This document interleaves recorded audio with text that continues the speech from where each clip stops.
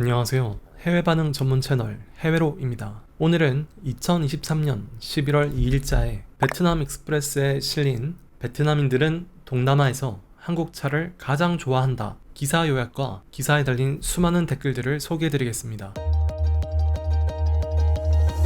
기사에 따르면 2022년에 동남아에서 현대자동차와 기아는 총 19만 8천 대 이상을 판매했고, 이 중에서 베트남에서만 14만 2천 대 이상을 판매했다고 합니다. 이는 동남아 판매량의 72%에 해당하는 수치이며, 이는 실로 대단하다고 할 수가 있겠는데요. 왜냐하면 동남아는 전통적으로 일본 자동차가 매우 강세를 보이는 지역이기 때문입니다. 2022년 베트남에서 선두업체 도요타가 9만 1,152대로 1위, 현대차는 8만 1,582대로 2위, 기아차는 6만 729대로 3위에 랭크되었습니다. 이 두 회사의 판매량은 베트남 전체 자동차 시장의 약 28%를 차지했죠. 인도네시아에서 현대와 기아차가 2022년 기준으로 3만 3,720대를 판매하며 인도네시아 시장 점유율 3.2%를 차지한 것과 비교하면 베트남 사람들이 현대 기아차를 굉장히 선호한다는 것을 알 수 있습니다. 베트남 사람들은 왜 한국차를 좋아할까요? 기사에서는 두 가지 이유를 들었습니다.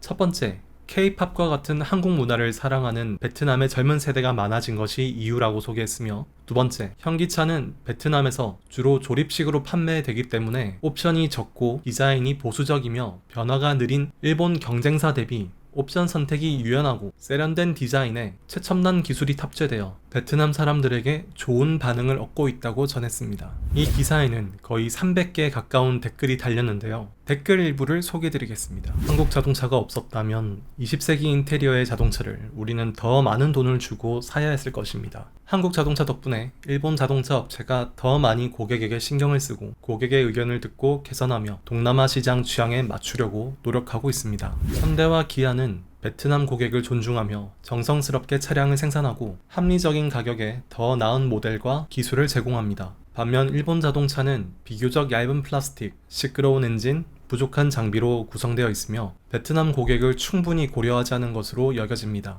예를 들어 도요타 바이오스는 썬바이저도 부실하며 가격은 600에서 700만 동이나 합니다. 2022년에서 2023년에 다른 동남아 국가들에는 새로운 바이오스 모델이 출시되었지만 베트남에는 단지 기존 모델의 일부 변화만 있었습니다. 그래서 일본 자동차가 베트남 고객에게 어떤 장점이 있는지 의문스럽습니다. 지난 20년간 한국 자동차를 2대 소유했습니다. 한국 자동차의 장단점을 다음과 같이 평가하겠습니다. 장점, 첫 번째, 일본, 미국, 유럽과 같은 동급 자동차에 비해 가격이 저렴합니다. 두 번째, 다른 국가의 동급 자동차보다 더 많은 기능을 제공합니다. 세 번째, 교체 부품 비용이 더 저렴합니다. 단점, 동급 경쟁자와 비교해서 부품 내구성이 낮아 고장이 발생할 가능성이 높으며 특히 에어컨 및 전기 부분에 취약합니다. 두 번째, 동급 일본 자동차에 비해 연료 효율이 떨어집니다. 세 번째, 디자인이 빠르게 변화하므로 이번 해에 구매한 차량이 다음 해에 구식으로 느껴질 수 있습니다. 네 번째, 일본 자동차에 비해 중고차 가치가 낮습니다.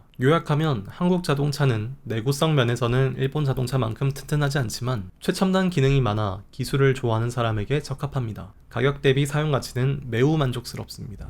기본적으로 베트남에서 일본 자동차는 다른 국가와 비교해 가격이 훨씬 비싸며 장비도 덜 갖추어져 있으며 나온 지 몇 년 된 차량인데도 불구하고 계속 동일한 모델을 판매하고 있습니다. 저는 현재 한국 차를 운전하고 있지만 솔직히 말하면 독일 차를 훨씬 더 좋아합니다. 근데 왜 타냐 하면 아직 돈이 충분하지 않기 때문입니다. 일본 차 값이 비싸서 그런 거임. 베트남에서 일본 차 가격이 다른 나라와 같다면 누가 한국 차를 사겠습니까? 한국 차는 일본 차에 비해 훨씬 저렴하고 품질도 확실히 떨어집니다. 태국, 베트남, 말레이시아, 아프리카, 인도네시아, 싱가포르 등 국가 중에서 베트남 국민의 소득은 최하위에 속합니다. 따라서 베트남 국민의 낮은 소득이 한국 차가 베트남 시장에서 팔리는 이유입니다. 베트남 국민의 소득이 낮은 한 한국 자동차는 여전히 베트남에서 판매될 수 있습니다. 베트남 사람들의 소득이 태국, 말레이시아 등의 국가와 같이 높아진다면 한국 차는 사라질 것입니다. 자, 이에 대한 대댓글입니다. 틀렸습니다. 만약 베트남의 자동차 세금이 태국, 말레이시아와 동일하다면 자동차 판매량은 동남아 4위가 아니라 1위 또는 2위가 될 것입니다. 동남아에서 한국 자동차는 일본 자동차보다 비슷하거나 더 비싸게 판매가 되며 일본 업체처럼 딜러나 공장이 많지 않아 판매량이 적습니다. 그러나 베트남은 그 반대이므로 한국 자동차가 가장 많이 팔리며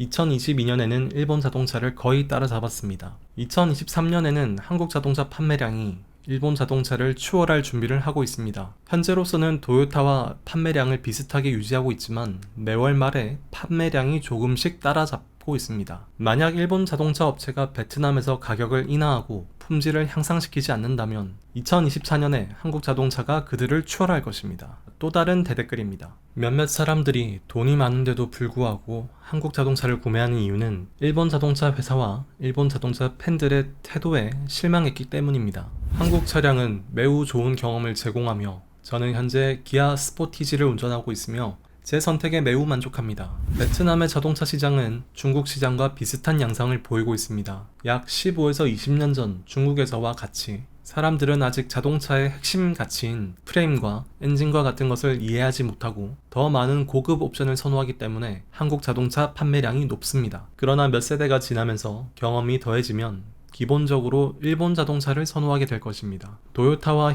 혼다가 어떻게 현대, 기아, GM을 중국에서 쫓아냈는지 보세요. 맞아요.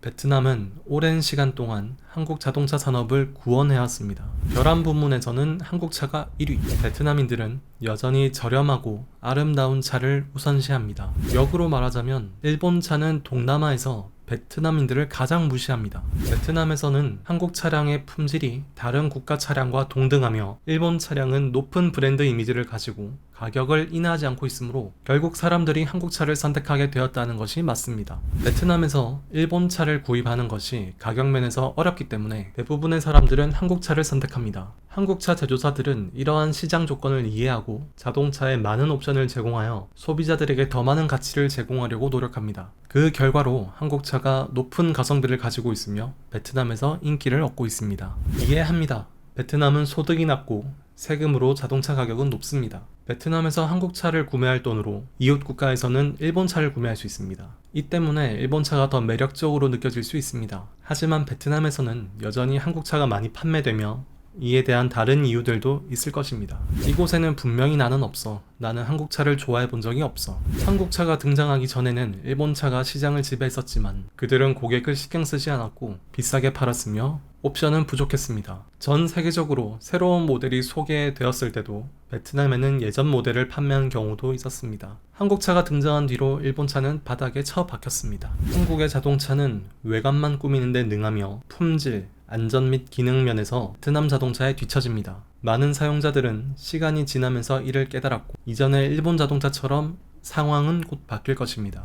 독일의 경우 베트남과 비슷한 상황인데 일본 차량의 총 시장 판매량은 매월 22,500대이고 한국 차량은 21,000대로 일본 차량을 추격하고 있습니다. 앞으로 한국 차량이 독일에서 일본 차량을 앞지를 가능성이 있으며 여러분들이 직접 판단해 보시기 바랍니다. 오늘 준비한 소식은 여기까지입니다. 댓글을 보다 보니 베트남 사람들은 돈이 정말 많다면 더 비싼 외제차를 사겠지만 정해진 예산 안에서는 최선의 선택은 현기차라는 여론이 느껴집니다. 어째서인지 베트남에서 현대 기아차의 포지션이 우리나라와 유사하다는 느낌이네요. 확실히 현기차가 합리적이고 가성비 좋은 자동차를 생산하는 메이커이긴 한가 봅니다. 그리고 한국차의 부정적인 댓글보다 긍정적인 댓글에 공감수가 많은 것도 눈여겨볼 만하다 생각합니다. 보시면서 여러분은 어떤 생각이 드셨나요? 댓글로 공유해주시면 감사하겠습니다. 좋아요, 댓글, 구독, 그리고 알림 설정은 제가 영상을 만드는 데 큰 힘이 됩니다. 또 새로운 영상으로 찾아뵙겠습니다. 시청해주셔서 감사합니다.